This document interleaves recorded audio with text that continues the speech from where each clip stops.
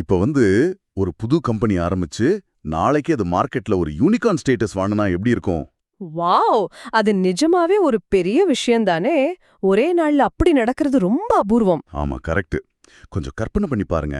பல வருஷங்களா ரொம்ப ஆழமா வேரூன்றி இருக்கிற நம்ம தமிழக அரசியல்ல இப்போ அதுதான் நடந்திருக்கு. நிஜமா சொல்லப்போனா இது ஒரு மிகப்பெரிய பொலிட்டிக்கல் எர்த்குவேக்னே சொல்லலாம். அதேதான். முதல்ல தேர்தலை சந்திக்கிற விஜய் எந்த ஒரு பெரிய கூட்டணியும் இல்லாம 35% வாக்குகளை வாங்கியிருக்காரு. ஆனா அதே சமயம் 10 வருஷமா களத்துல நின்னு போராடிட்டு இருக்கிற சீமான் இன்னும் ஏன் அந்த ஒற்றை இலக்க வாக்கு சதவீதத்திலேயே தேங்கி நிக்கிறாரு? ம் இது ரொம்ப முக்கியமான ஒரு முரண்பாடு. இல்லையா?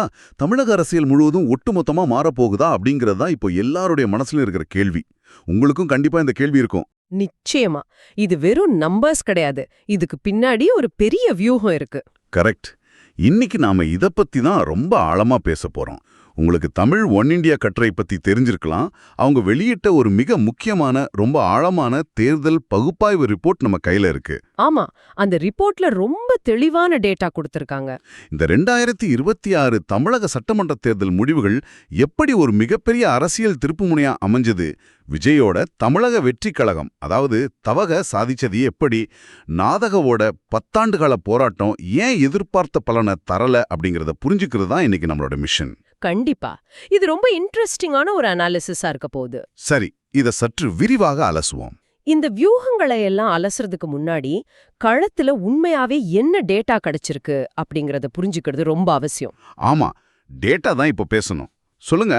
பாத்தீங்கன்னா 10 வருஷத்துக்கும் மேலாக களத்துல இருக்கிற சீமானோட நாம் தமிழர் கட்சி வெறும் 3% வாக்குகளோட ஒரு பெரிய தேக்க நிலைய சந்திச்சிருக்கு. இது எப்படி இருக்குன்னா, நான் முதல்ல சொன்ன மாதிரி நேத்து தொடங்கின ஒரு ஸ்டார்ட் அப் கம்பெனி ஒரே இரவுல யூனிகார்ன் அந்தஸ்து அடைஞ்ச மாதிரியும் 10 வருஷமா போராடுற ஒரு பாரம்பரிய நிறுவனம் தன்னோட எல்லையை விரிக்க முடியாம தவிக்கிற மாதிரி இருக்கு. ரொம்ப சரியான ஒரு ஒப்பீடு. இது நாம பிசினஸ் ஆங்கிள் பார்த்தா இன்னும் நல்லா புரியும். ஆனா எனக்கு ஒரு சந்தேகம் இருக்கு. இது வெறும் அந்த சினிமா கவர்ச்சியால வந்த வெற்றியா? அதாவது சூப்பர் ஸ்டார் அப்படிங்கிற அந்த ஒரு பிம்பம் காரணமா? இல்ல இதுக்கு பின்னாடி நிஜமாவே மிகப்பெரிய வியூகம் ஏதாவது இருக்கா? நீங்க கேக்குற அந்த சினிமா கவர்ச்சி கேள்வி ரொம்ப லாஜிக்கலானது. ஆனா அது வெறும் கவர்ச்சி மட்டும் கிடையாது. இங்கே மிகவும் சுவாரஸ்யமான விஷயம் என்னவென்றால், இது பல ஆண்டுகால உழைப்பு. பல ஆண்டுகால உழைப்பா? கட்சி ஆரம்பிச்சதே கொஞ்ச நாளைக்கு முன்னாடி தானே? அதான் இல்ல. விஜய்க்கு தமிழ்நாடு முழுவதும் இருக்கிற அந்த சூப்பர் ஸ்டார் அந்தஸ்து ஒரு ஓப்பனிங் கொடுக்கும். அது உண்மைதான். ஆனா அதை விட முக்கியம், அவருடைய விஜய் மக்கள் இயக்கம் பல வருஷமா அடிமட்ட அளவுல செஞ்ச மக்கள் நல பணிகள் தான். ஓ, அந்த ரத்த தான முகாம், இலவச நோட்டு புத்தகம் கொடுக்கறது அதெல்லாம் சொல்றீங்களா? கரெக்ட். விலையில்லா உணவகம், கல்வி விருதுகள்னு இவங்க செஞ்சதெல்லாம் அந்தந்த ஏரியால இருக்கிறவங்கள ஒரு லோக்கல் லீடரா மாத்துச்சு. இது அப்படியே தவேகவிற்கான நேரடி வாக்கு வங்கியா மாறியிருக்கு. அப்போ அது வெறும் ரசிகர் மன்றமா இல்லாம ஒரு முறையான அரசியல் கட்டமைப்பு மாதிரி முன்னாடியே செயல்பட்டு இருக்குன்னு சொல்றீங்க. எக்ஸாக்ட்லி. கட்சி ஆரம்பிக்கும் போது அந்த ரசிகர் மன்ற நிர்வாகிகள் எல்லாரும் அப்படியே பூத் கமிட்டி உறுப்பினர்களா மாறிட்டாங்க. அதுதான் இங்க கேம் சேஞ்சர். வாவ்! ஆனா நாதகவை எடுத்துக்கிட்டா சீமான் மிகச்சிறந்த பேச்சாளராச்சே.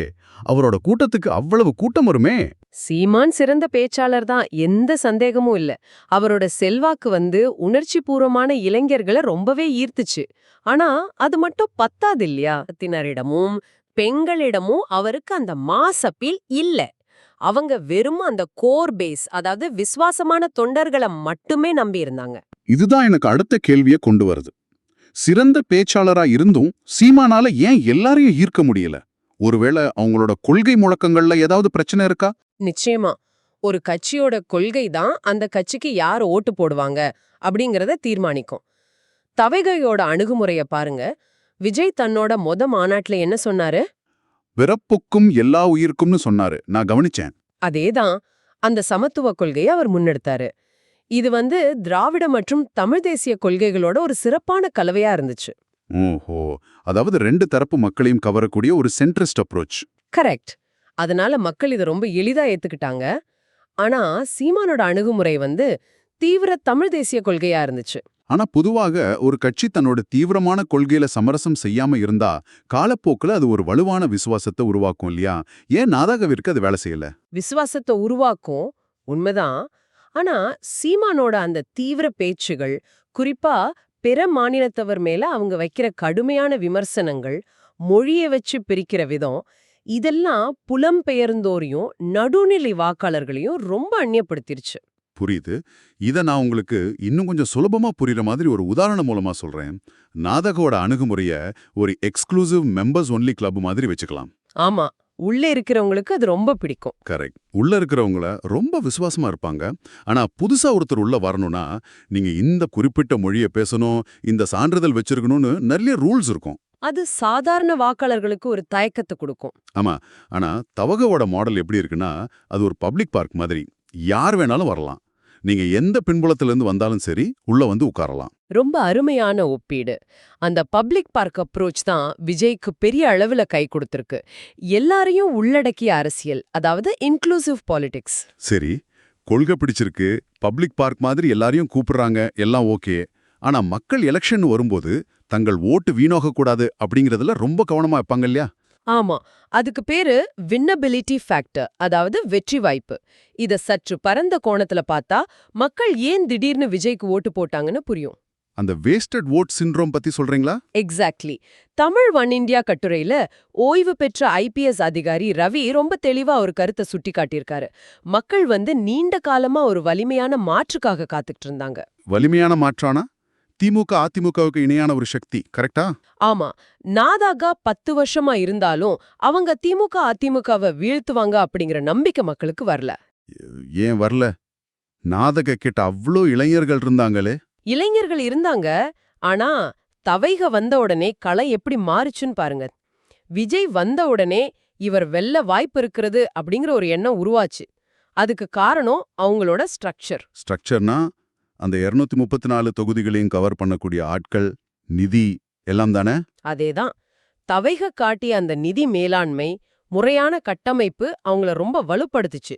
நாதக பெரும்பாலும் தன்னார்வலர்களே நம்பியிருந்தது அவங்களுக்கு பெரும் சவாலா அமைஞ்சிருச்சு. நிஜமாவா? வெறும் வாலண்டியர்ஸை வச்சுட்டு எலெக்ஷன் டே லாஜிஸ்டிக்ஸை சமாளிக்க முடியாதா என்ன? கண்டிப்பா கஷ்டம். ஓட்டுப்பதிவு அன்னைக்கு ஸ்விங் ஓட்டர்ஸ பூத்துக்கு அழைச்சிட்டு வர்றதுக்கு ஒரு பெரிய நெட்வொர்க் தேவை. அத தவைக ரொம்ப ஈஸியா செஞ்சாங்க. ஓஹோ, அதாவது வாலண்டியர்ஸ் ஆன்லைன்ல ட்ரெண்ட் பண்ணலாம், கூட்டத்தை கூட்டலாம், ஆனா அதை ஓட்டா மாத்துறதுக்கு ஒரு ஆர்கனைசேஷன் வேணும். கரெக்ட். தவக்கா அந்த ஓட்டு மாற்றும் சதவீதத்துல, அதாவது ஓட் கன்வர்ஷன்ல ரொம்ப ஸ்ட்ராங்கா இருந்தாங்க. சரி, இந்த ஸ்ட்ரக்சர், மாற்று அரசியலுக்கான தாகம் இதெல்லாம் இருந்தாலும் எந்த குறிப்பிட்ட மக்களோட வாக்குகள் இந்த 35% இமாலய வெற்றியை சாத்தியமாக்கியது? யார் அந்த மக்கள்? அந்த டேட்டா ரொம்ப இன்ட்ரெஸ்டிங்கா இருக்கு.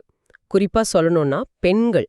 தவகவிற்கு 41% பெண்களோட ஆதரவு கிடைச்சிருக்குன்னு ரிப்போர்ட் சொல்லுது. 41%? சீரியஸா? பொதுவா பெண்கள் ஓட்டு அதிமுக அல்லது திமுகவுக்கு தானே போகும். பாதுகாப்பை தேடுவாங்களே பெண்கள். ஆமா, ஆனா விஜய் மேடையில காட்டின அந்த அடக்கம், குடும்பம் சார்ந்த நலத்திட்டங்கள் எல்லாமே பெண்கள் மத்தியில அவருக்கு ஒரு பாதுகாப்பான லீடர் அப்படிங்கிற இமேஜ கொடுத்துச்சு. ஓ, அதனால அந்த ஓட்டு மொத்தமா ஒரு பக்கம் திரும்பிடுச்சு. வேற யாருடைய ஓட்டு விஜய்க்கு போச்சு? கணிசமான அளவுல இஸ்லாமிய மற்றும் கிறிஸ்தவ மக்களோட ஆதரவும் அவருக்கு கிடைச்சிருக்கு. சிறுபான்மையினரோட ஆதரவா? இது கொஞ்சம் ஆச்சரியமா இருக்கே. அவங்க பொதுவா பெரிய கூட்டணிகளை நம்பிதானே இருப்பாங்க. இங்கதான் நாதகவோட அணுகுமுறை எப்படி பேக் ஃபயர் ஆச்சுன்னு பார்க்கணும். நாதகவோட சில முரண்பாடான தீவிர தேசியவாத பேச்சுகள் சிறுபான்மையினரிடையே ஒரு பெரிய அச்சத்தை ஏற்படுத்தி இருந்துச்சு. அதாவது நாங்க மட்டும்தான் பூர்வீகம், மொத்தவங்க வந்தேரிகள் அப்படிங்கிற மாதிரியான பேச்சுகள் சொல்றீங்களா?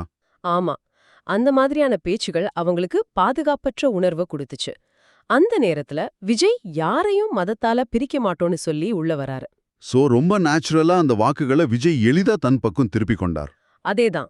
திமுகவுக்கு மாற்று தேடிக்கிட்டு இருந்த சிறுபான்மை வாக்குகள் பாதுகாப்பான தவேகவை நோக்கி நகர்ந்துருச்சு. ஆக ஒட்டுமொத்தமா பார்த்தா எனக்கு ஒரு விஷயம் ரொம்ப கிளியரா புரியுது. நாம் தமிழர் கட்சி 10 ஆண்டுகளா விதைத்த அந்த மாற்றம் அப்படிங்கிற விதைய தவேக தன்னோட சரியான வியூகம் மூலம் அறுவடை செய்துள்ளது. இது ரொம்ப பெர்ஃபெக்டான ஒரு கன்க்ளூஷன்.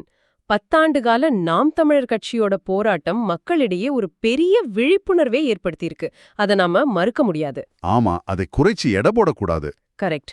ஆனா எல்லாரையும் அரவணைக்கிற அரசியல், அதாவது இன்க்ளூசிவ் பாலிடிக்ஸை முன்னெடுத்ததால தான் தவக்கவால இந்த மாபெரும் வெற்றியை பெற முடிஞ்சது. கண்டிப்பா. சரி, இந்த இடத்துல ஒரு முக்கியமான குறிப்பை உங்களுக்கு, அதாவது எங்க நேயர்களுக்கு நாங்க நினைவூட்ட விரும்புறோம். ஆமா, இது ரொம்ப முக்கியம். சொல்லுங்க.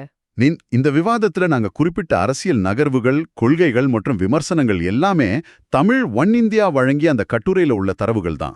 நாங்க எந்த ஒரு அரசியல் கட்சியின் சார்பாகவோ அல்லது எந்த ஒரு சித்தாந்தத்தை ஆதரித்தோ பேசல. கண்டிப்பா இல்ல. தகவல்களை உள்ளதுள்ளபடி டேட்டா என்ன சொல்லுது அப்படிங்கறத உங்களுக்கு கடத்துறது மட்டுமே எங்களுடைய பணி. அந்த டேட்டாவுக்கு பின்னாடி இருக்கிற லாஜிக்க மட்டும்தான் நாங்க அனலைஸ் பண்ணிருக்கோம். சூப்பர். இப்போ விவாதத்தை முடிக்கும்போது உங்க சிந்தனைக்கு ஒரு கேள்வியை விட்டு செல்ல விரும்புறோம். ஒரு தேர்தல் முடிவு வெற்றியை காட்டும். ஆனா அதோட பின்னணி எதிர்காலத்தை தீர்மானிக்கும். ஆமா, தமிழக அரசியல் இப்போ ஒரு புதிய கட்டத்துக்கு சென்றிருக்கலாம். ஆனா இது ஒரு உறுதியான தொடக்கமா அல்லது ஒரு முறை மட்டுமே நிகழும் அலையா, அதாவது ஒரு ஒன் டைம் வேவா அப்படிங்கறத காலமே தீர்மானிக்கும். நீங்க என்ன நினைக்கிறீங்க? இந்த மாற்றம் அடுத்த 5 ஆண்டுகளை எப்படி வழிநடத்தும்? இத பத்தி கொஞ்சம் யோசிச்சு பாருங்க. இன்னொரு ஆழமான அலசல்ல சுவாரஸ்யமான தலைப்போட உங்களை வந்து சந்திக்கிறோம். அது வரைக்கும் அந்த டேட்டாவை பத்தி சிந்தியுங்கள்.